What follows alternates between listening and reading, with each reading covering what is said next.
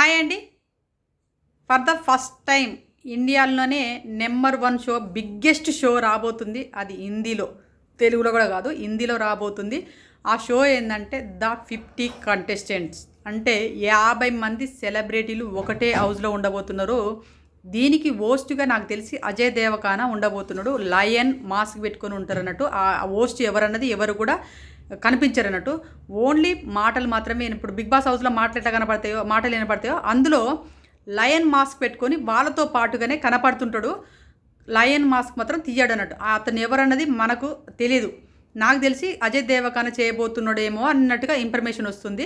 అయితే అజయ్ దేవకాన వాయిసే వస్తుంది కాబట్టి అజయ్ దేవకాన అవుతాడని నేను అనుకుంటున్నాను. ఎందుకంటే లయన్ మూవీ ఉంది కదా అజయ్ దేవకానది, అందుకే అతను లయన్ కింద అజయ్ దేవకానని పెట్టినట్టుగా అర్థమవుతుంది. ఈ షో వచ్చేసి 50 మంది సెలబ్రిటీలు ఒకటే హౌస్లో ఉంటారు. ఎలాంటి కండిషన్స్ లేవు. ఇది మొత్తం గేమ్ షో కిందనే క్రియేట్ చేసేసారు. ఇది వీక్లీ అంటే వారం వారం వస్తుంటుంది. 50 వారాల ఎపిసోడ్ అన్నట్టు. ఇది 50 వారాలు వచ్చే ఎపిసోడ్లు వస్తాయి. 50 ఎపిసోడ్లు, 50 మంది సెలబ్రిటీలు. ఇక చూడండి, ఊహించుకోండి ఎలా ఉంటుంది అన్నది. కొట్టుకోవడాలు, తిట్టుకోవడాలు, అసలు అన్నీ ఉంటాయి అన్నట్టు ఇందులో. ఈ గేమ్ పెద్ద పెద్ద గేమ్ షోలు పెడతారు. ఇందులో మొత్తం బాడీ పిల్లర్ సంఖ్య ఎక్కువగా ఉంది. 50 మందిలో బాడీ పిల్లర్సే ఎక్కువగా ఉన్నారు.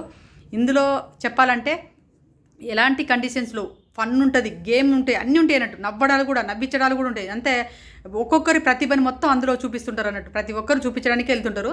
ఇందులో 50 మంది సెలెక్ట్ అయ్యారు. ఆ 50 మందిలో మన తెలుగు అమ్మాయి తేజస్విని మణివాడ కూడా సెలెక్ట్ అయింది.